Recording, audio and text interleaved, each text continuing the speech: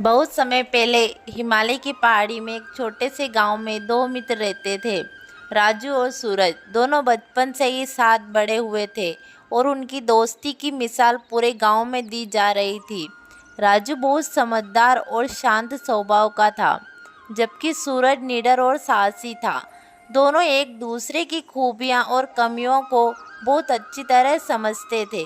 एक दिन गांव में एक बूढ़ा साधु आया और उसने गांव वालों को बताया कि पास के घने जंगल में एक रहस्यमयी गुफा है जिसमें बहुत सारा खजाना छिपा हुआ है, लेकिन उस गुफा तक पहुंचना बहुत खतरनाक है।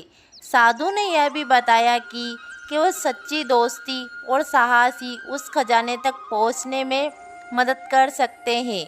राजू और सूरज ने तय किया कि वे इस रोमांचक यात्रा पर जाएंगे और खजाने को खोजेंगे। वे दोनों सुबह सुबह ही जंगल की ओर निकल पड़े। जंगल में प्रवेश करते ही उन्हें अजीब अजीब आवाज़ें सुनाई देने लगी।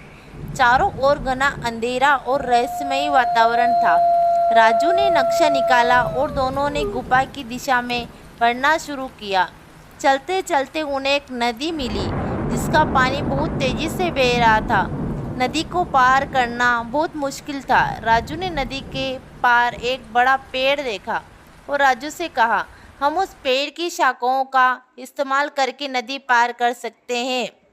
राजू ने सहमति दी और दोनों ने पेड़ की शाखाओं का पुल बना लिया।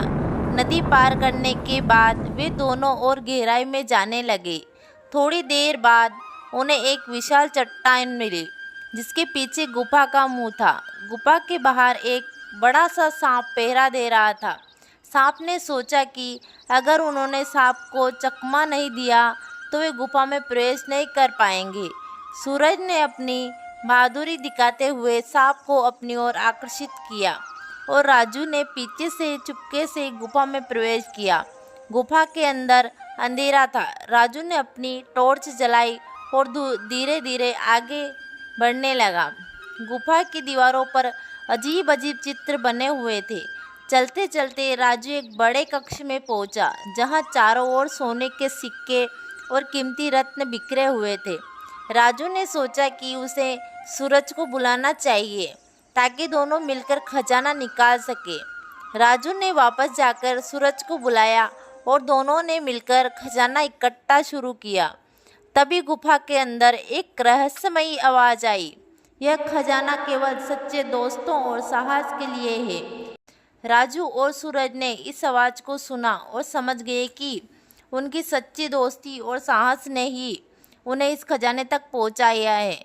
दोनों ने खजाना गांव में लौटाकर सभी गांव वालों के साथ बांट लिया और गांव में खुशियां मनाई गई और राजू और सूरज की दोस्ती की मिसाल और भी बढ़ गई। इस तरह उन्होंने सच्ची दोस्ती और साहस का महत्व समझा और सभी के दिलों में अपनी जगह बना ली।